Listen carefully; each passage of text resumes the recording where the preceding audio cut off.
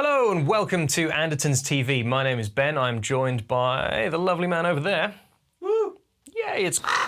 He is helping out with the video. I say helping out. He's doing the whole thing. Anyway, OPZ round 3, I believe. This will be a third video-ish. But today we're going to look at the software update that included all the cool sampling features that were teased way back when it was prototype. There's a built-in microphone, sounds surprisingly good. You can actually sample directly in this way, in two fashions. One being, when you get a TRRS 3.5mm jack with like the headset thing on it, so you could record stuff off, standard earpods, that kind of thing. That can plug into there. But as I mentioned in a previous video, the OPZ is a class-compliant USB device. So you can plug a simple audio interface in there via USB and record with super fancy microphones, if you feel like it, directly into my favorite little grey slab. What we're going to do today is just with a built-in microphone, just to save tons and tons of faffing around, because I haven't really explored using external devices yet. I've got a few pre-prepared things to take a look at.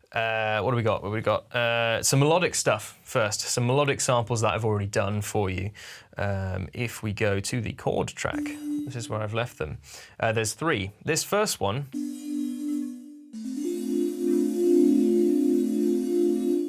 is a sample of my old housemate's Tibetan singing bowl, which is pretty fun. It's got that really cool breathy kind of thing going on. And what you can actually hear, if you listen closely, hear that little falling line. That's actually where the kind of, I don't know what you call it, it's not a beater, but the stick was kind of rattling against the sides. But you get that cool tiny baby arpeggio thing in there. Pretty fun. So there's that one, that's super cool. Obviously this is playable with the chromatic keyboard. We then have this one, which is sort of blowing air across the top of a beer bottle. So that could work really well as a nice bass kind of sound. If we go up an octave or 2, kind of a little panpipes kind of thing going on. A little bit kind of lo-fi, which is pretty fun, but probably best as a bass. Again, it does have that breathy thing.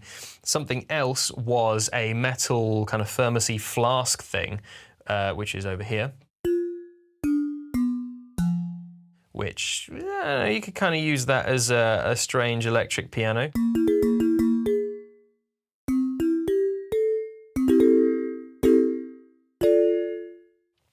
That one would work quite well. It's got that percussive element in there, so it's a little bit different from those other two. But we're actually going to show you how to record samples into the OPZ. Because without a screen, it can be a little bit of a complex device to use sometimes, but it is very well thought out. I'll quickly show you how this sounds, how these recorded samples sound when they're sequenced with internal synth engines and the samples. So have a listen to this.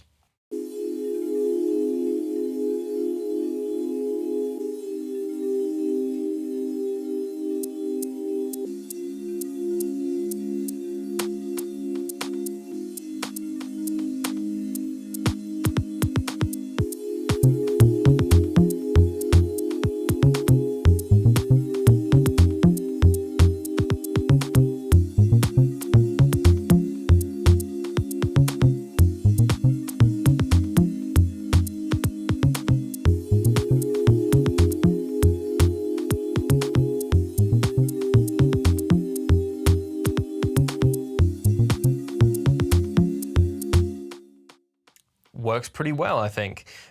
So how are we going to get around this? What we need to do is pick a track to sample into. You can sample into the drum tracks and the melodic tracks. They sample and you edit your samples in different ways, so we will cover both today. But let's start with the melodic ones. I'm going to grab the lead track because I have some empty spaces here. When you hold the track button on the OPZ, the black notes will be your synth engines, and then the white notes down the bottom will be presets. Now you're going to want to pick one of these empty slots. You can see they're not lit up at the moment, so those are available to sample into. What we are going to do to enter sample mode once we've picked a track is hold track and grab one of the empty slots. I'm just going to go for 0, just kind of keep it out of the way. You hold down, you can see the lights scroll across. Now you can see we're in this empty synth engine. A default sound. You press stop and record, and you can see we have a new set of lights. What we need to do now is find a sound to record. We have over here, we've got the Yamaha Reface CS, sort of analog modeling synthesizer. Hopefully you can hear that on the lav mic there.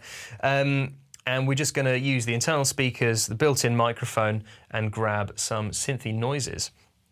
What we would want to do if we were recording with headphones plugged in is actually press the play button, which would let you preview your input. Now, because this is actually plugged into our big studio monitors behind me, there may well be some horrifying feedback, so I am not going to do that.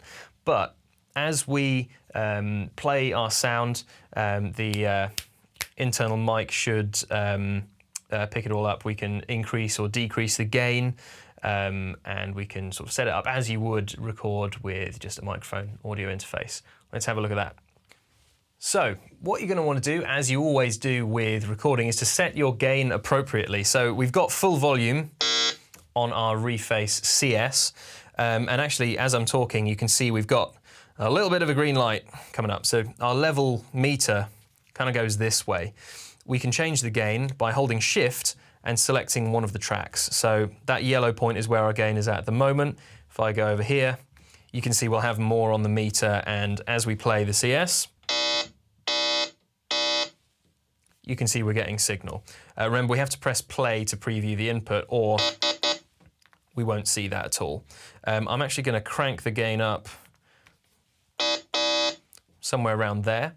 And now to sample in, all you need to do is hold record and play whatever sound you're going to go for. I want a long sustained one, so we can use this as kind of a chord thing if we want.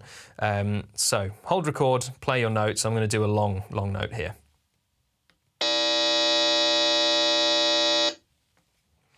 Let go of record once you're finished with your sound. I'm going to move this out of the way.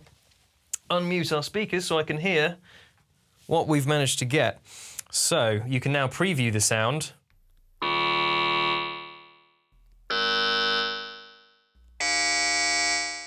By playing the keyboard, and you can hear there's some little type stuff at the beginning. Next step is going to be trimming your sample. So as I press the note, there is that gap. We want it to be nice and immediate. So we have controls on the dials.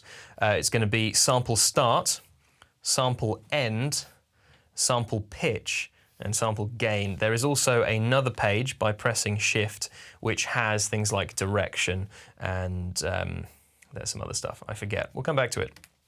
So when we got the white LEDs, we can scroll around with the green dial.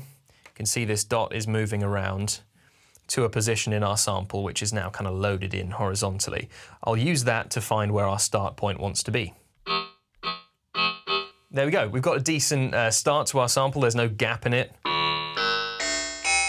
Happens immediately, so that's all working nicely.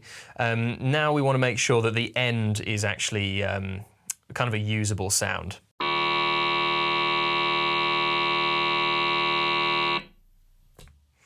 Okay, you can hear there's kind of a clunk and bits as I stop recording. It's not great. We're going to use the blue dial. You can see that's where our dot is, to scroll back through and find an appropriate place for the end of our sample. So what I was doing there, as I'm scrolling through, you can often find places where there'll be unnatural kind of clicks just based on what the sound was doing at that point. So I'm just trying to avoid those. We've got a decent place now. So what we can do is fine-tune the sample's pitch.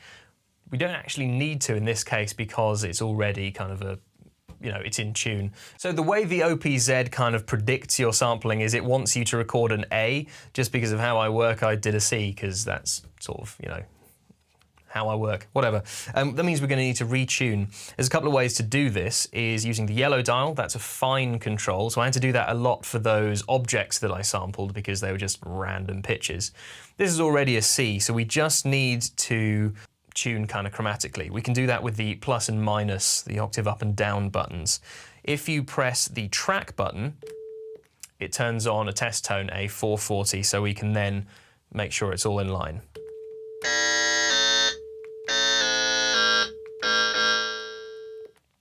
Everything's working out nicely over there. I'm just going to redo the end.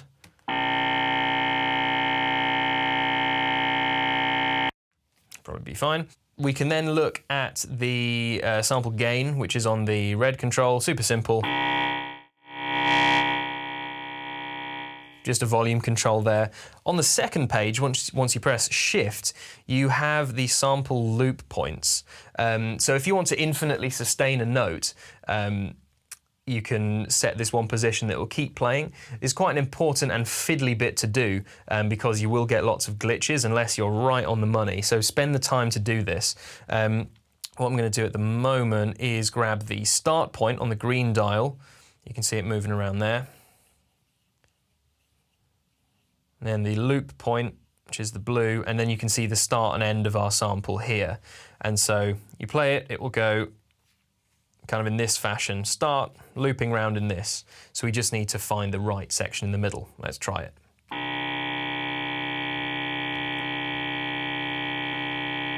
So here there is an audible glitch in there, and it will be possible to actually make it completely smooth and kind of an invisible transition. Note to self, if you have a longer sample, then you don't have to worry about the loop points so much. What we can then do is actually use the yellow dial as to kind of set the play direction. Not going to be super obvious on this one, but I'll show you how that sounds later. Once you've finished editing, press stop, and now we have a playable sampler instrument right inside the OPZ. We'll then respond to all the usual parameters, so we can use the filter.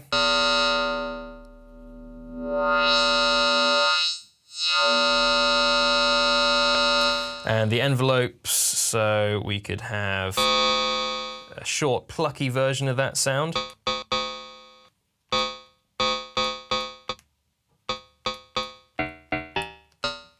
That kind of thing.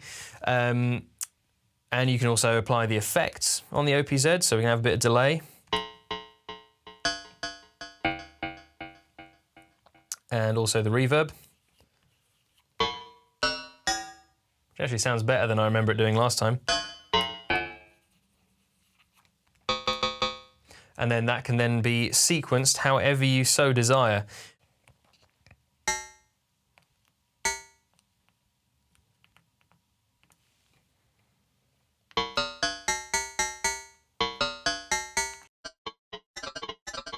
There we go, got a little sequence going. You can use the step sequencer as you always do, or record straight in, and we can play around with it.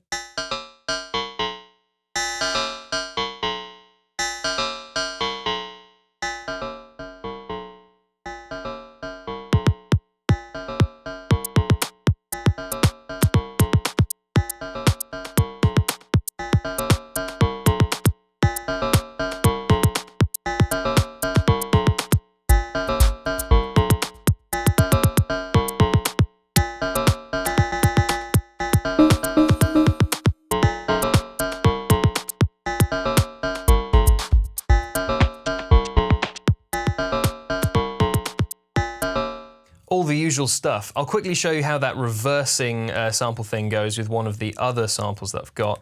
If we go onto that chord track, using that kind of bottle thing with the percussive end might be quite fun.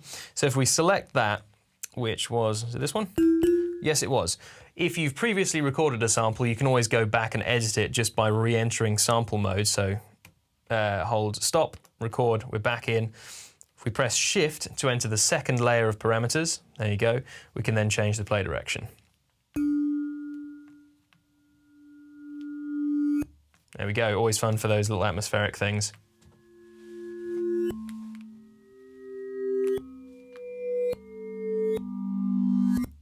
Pretty cool. Let's go back to normal though. That's how I like it.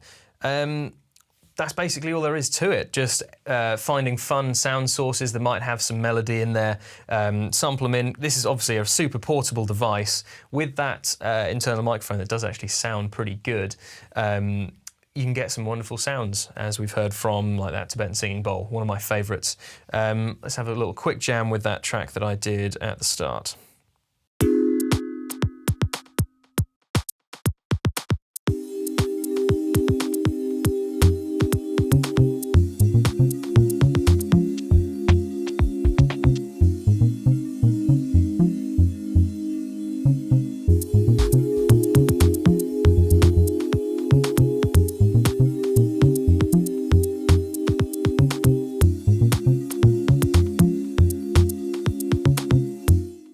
One more thing while I think of it, it might be a good idea to actually sample in something from my voice, so then Chris, when he's editing, can swap between the two and we can just get a little bit of an idea of how good the microphone is. What I'm going to do is actually use that opportunity to show you how to use the drum sampling bit. To do that, pick a drum track, super easy. I'm going to use the sort of effects one because I never use it for anything else. That kind of stuff. Same thing again. Hold track, grab one of the empty slots. I'm going to grab 7. Wait for the lights to go. Now you've emptied it. Stop, record. We're in sample mode. So what I shall do, record all the way in, and we can hear what just human voice sounds like. Here we go, just a test of the OPZ internal microphone sound quality. Let's see how it goes. Test of the... Actually sounds amazing. What's going on? Did not expect it to sound so good. Here we go, just a test of the OPZ internal microphone sound quality. Let's see how it goes. So what you can see that I was doing there is just using the blue dial to get the end point kind of all the way. We can then hold a note. Here we go, just a test of the OPZ. And it will play. Shut up. There we go. Then it will play that whole sample. The drum area works a little bit differently to the melodic half. It's kind of compatible with the OP1 sample pack thing, so you have kind of one sample per note that's on the keyboard. And when you click a note, here we go, just Z sound quality OPs of the sound quest of the. When I'm doing that, you can see we have a green and a blue little dot. That's because you kind of pick slices of that whole audio file to then be able to trigger kind of one-shots from the keyboard. What we're going to do now is I'm going to hand over to a little bit. We're going to grab some percussive things, smack them around in front of the OPZ, and make a little drum pack on the fly. Stay tuned. We have selected our amazing objects, so now we're just going to really quickly hit them in sequence. You have 12 seconds to fill up a kind of drum slot. Wave the noise outside. Here we go.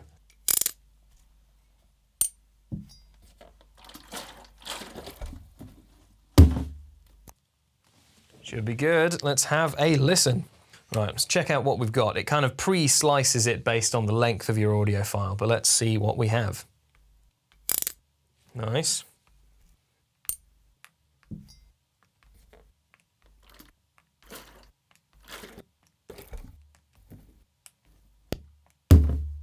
There we go, we got a good kick drum in there, definitely. Cool. So what you want to do is just scroll through to find the sounds that you want. So as you move these kind of slice indicators around, you're probably going to want to just move the green to wherever you kind of heard something. So let's try and grab that kick drum first. I'm going to spin around with the green. There we go, so just a careful little adjustment of the start point to find that little attack. And then I'll get rid of that kind of scrappy bit on the end. Remember, we can further shape these sounds using the envelope and the filter later, so it's not 100% critical. But now we have kind of a kick drum type something on there, and I believe you can re-pitch individual slices.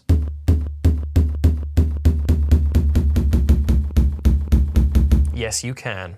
You can just play around until you find a pitch that kind of works, and of course you can increase the gain of certain bits if you want with the red dial.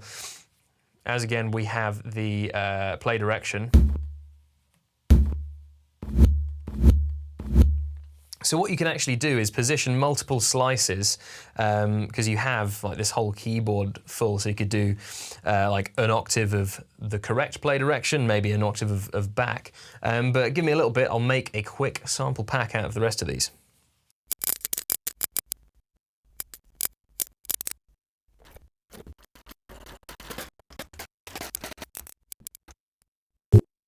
So just finished making that sample pack for you. I say sample pack, it's 4 samples, but they're still pretty cool. So press square, exit sample mode, we're on the effects track, and now those are ready to audition. We have a kick drum.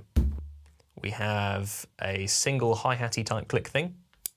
Then we have that swipe, which could be like an open hi-hat, shaker, I don't know. And then sort of a snare out of the water bottle. And then we can program a beat. So we've only got this on 1 track. Now the drum tracks aren't polyphonic, so you can only play 1 sound at once, which means you're gonna need to do a little bit of creative sequencing, but let's try that out. Basic 4 on the floor, I'm just gonna go kick on these ones.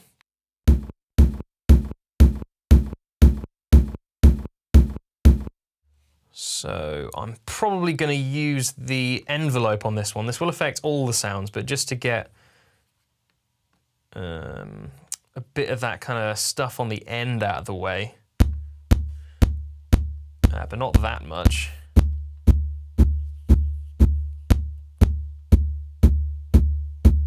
That's a bit better of a kick drum. There we go. Then, okay, with that envelope use, I have got rid of that hi-hat, which is a bit lame. So I can bring that back. We're gonna have to sacrifice that hi-hat, I think, but we've still got that fun one. So let's put a bit of swing on this with the metronome over here and add one of these in, maybe there and there. Let's put that one here and here. Get rid of that swing.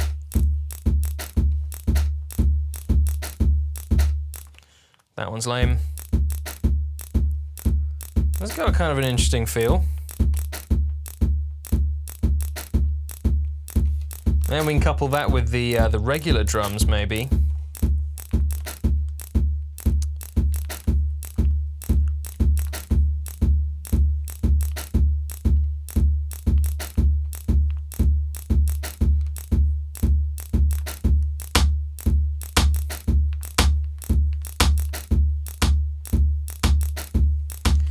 Put some effects on.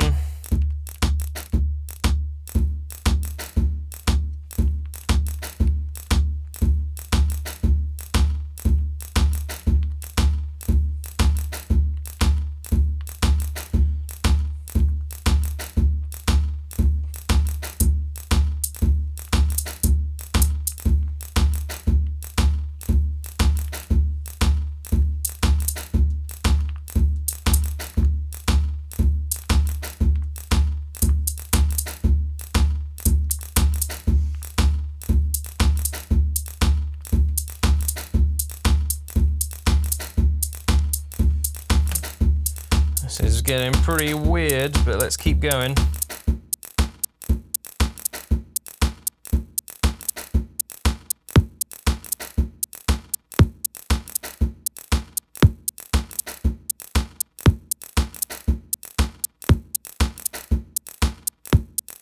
See what happens if we bring in some of those melodic samples. I'm just going to quickly grab that chord track again.